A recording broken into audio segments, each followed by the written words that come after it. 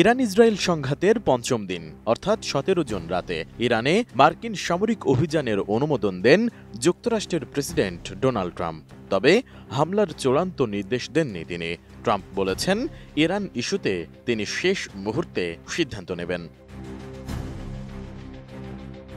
তবে সত্যি যদি ইরানে সামরিক হস্তক্ষেপ করে যুক্তরাষ্ট্র, তবে পরিস্থিতি পুরোটাই ঘুরে যাবে। আর এ বিষয়ে চীনের পর এবার যুক্তরাষ্ট্রকে সতর্ক করল রাশিয়া। দেশটির পররাষ্ট্র মন্ত্রণালয় এ সতর্কবার্তা দিয়েছে। ১৮ জুন সংবাদ মাধ্যম আল আরাবিয়ার এক প্রতিবেদনে এ তথ্য জানা গেছে। রুশ পররাষ্ট্র মন্ত্রণালয় জানিয়েছে, আমরা ইসরায়েলকে সরাসরি সামরিক সহায়তা দেওয়ার বিরুদ্ধে যুক্তরাষ্ট্রকে সতর্ক করছে, এমনকি হামলা নিয়ে চিন্তা করতেও সতর্ক করা হয়েছে। সংবাদ মাধ্যম দ্য গার্ডিয়ানের এক প্রতিবেদনে বলা হয়েছে, বুধবার রাশিয়ার উপ পররাষ্ট্রমন্ত্রী সের্গেই রিয়াবকোভ সতর্ক করে বলেছেন, ইসরায়েলকে সরাসরি মার্কিন সামরিক সহায়তা মধ্যপ্রাচ্যের পরিস্থিতিকে অস্থিতিশীল করে তুলতে পারে। তাই ইসরায়েলকে এ ধরনের সহায়তা প্রদানের বিরুদ্ধে মার্কিন যুক্তরাষ্ট্রকে সতর্ক করেছে রাশিয়া। মস্কো ইসরায়েল ও ইরান উভয়ের সাথেই যোগাযোগ রাখছে।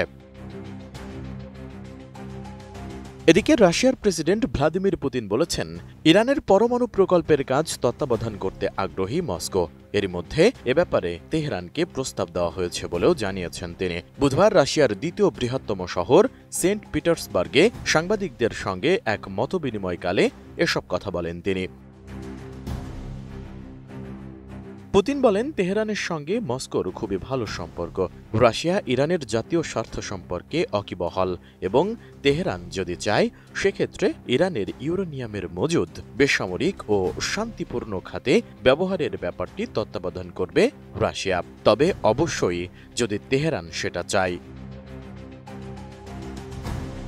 এছাড়া চলমান ইসরায়েল ইরান সংঘাতে রাশিয়া ইরানকে আধুনিক অস্ত্রশস্ত্র দিয়ে সহযোগিতা করবে কিনা সাংবাদিকদের এমন প্রশ্নের উত্তরে পুতিন বলেন, গত জানুয়ারিতে তেহরানের সঙ্গে মস্কোর কৌশলগত অংশীদারিত্ব সংক্রান্ত একটি চুক্তি হয়েছে, কিন্তু সেখানে সামরিক সহায়তা প্রদানের বিষয়টি উল্লেখ করা নেই। তাছাড়া তেহরান এখনও চলমান এই পরিস্থিতিতে অস্ত্র সহায়তার জন্য রাশিয়ার কাছে আনুষ্ঠানিকভাবে অনুরোধ জানায়নি।